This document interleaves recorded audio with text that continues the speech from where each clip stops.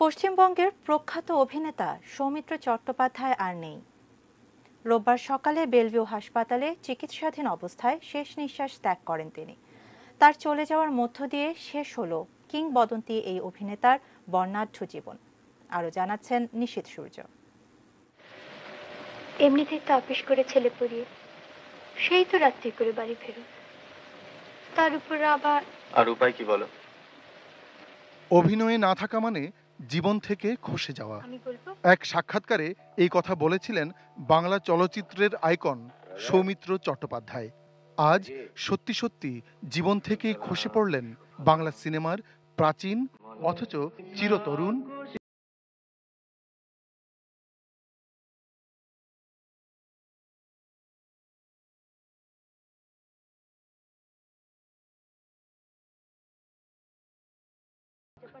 যদিও অভিনেতা নয়, আকাশবাণীর ঘোষক হিসেবেই পেশাগত জীবন শুরু করেছিলেন।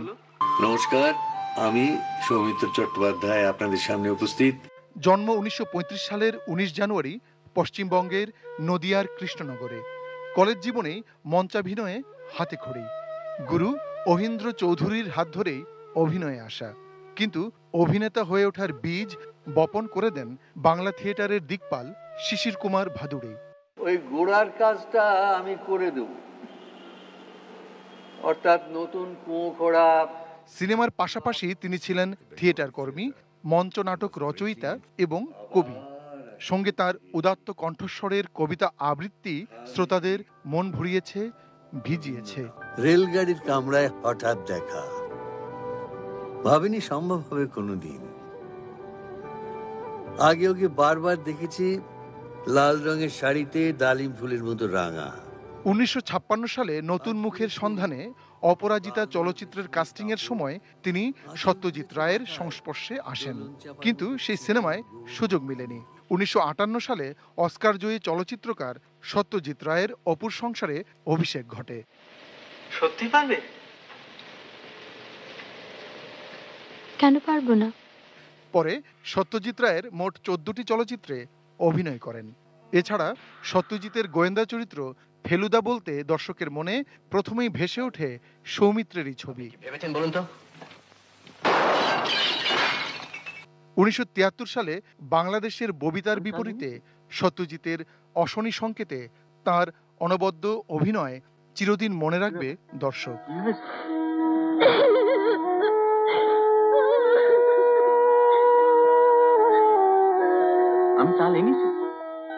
গত 60 বছর ধরে 250-রও বেশি বাংলা সিনেমাতে অভিনয় করেছেন সৌমিত্র চট্টোপাধ্যায়।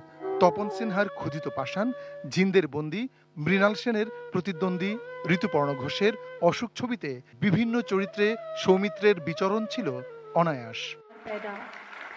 2006 সালে পদক্ষেপ সিনেমায় সেরা অভিনয়ের জন্য প্রথম জাতীয় চলচ্চিত্র পুরস্কারে ভূষিত হন। সাম্প্রতিক সময়ে অংশমানের ছবি হ্যামলক সোসাইটি, পোস্ত, বসু পরিবার, বেলা শেষের সিনেমায় তার হৃদয় কাড়া অভিনয় মন ছুঁয়েছে সবার। ছেলেমেয়েরা আসতে শুরু করলো, তাদের বড় হওয়া, নাতি নাতনিরা। আমি তোমাকে কতটুকু পেলাম। নায়ক হিসেবে তিনি তার সমসাময়িক সব নায়িকার বিপরীতেই সাফল্য পেয়েছেন। সুচিত্রা সেনের সঙ্গে 7 পাকে বাঁধা, দত্তা ছবিতে সৌমিত্র হয়ে উঠেছিলেন অনন্য এক অভিনেতা। তেমনি করে সাবিত্রী, সুপ্রিয়া, অপর্ণারাও সৌমিত্রের সঙ্গে মিশেছেন অবলীলায়। আগে তো দেখিনি, চলেছো এই পথে, রূপে যে রঙ্গিনী। 2004 সালে খ্যাতিমান এই অভিনেতাকে পদ্মভূষণ পুরস্কারে ভূষিত করে ভারত সরকার। ভারতীয় সিনেমায় আজীবন অবদানের জন্য তাকে ভারতের সর্বোচ্চ চলচ্চিত্র পুরস্কার দাদাসাহেব ফালকে প্রদান করা হয়। 2017 সালে ফরাসি সরকার কর্তৃক লিজিয়ন অব অনার পান। আমায় ফেলে চলে যাবে না? কখনো না। তাঁর এই চলে যাওয়ায় মন ভাঙল 2 বাংলার রূপালী পর্দার সিনেমা প্রেমীদের, আর হৃদয়ে আসীন থাকল চিরকালের মিত্র সৌমিত্র। নিশীথ সূর্য, ATN নিউজ।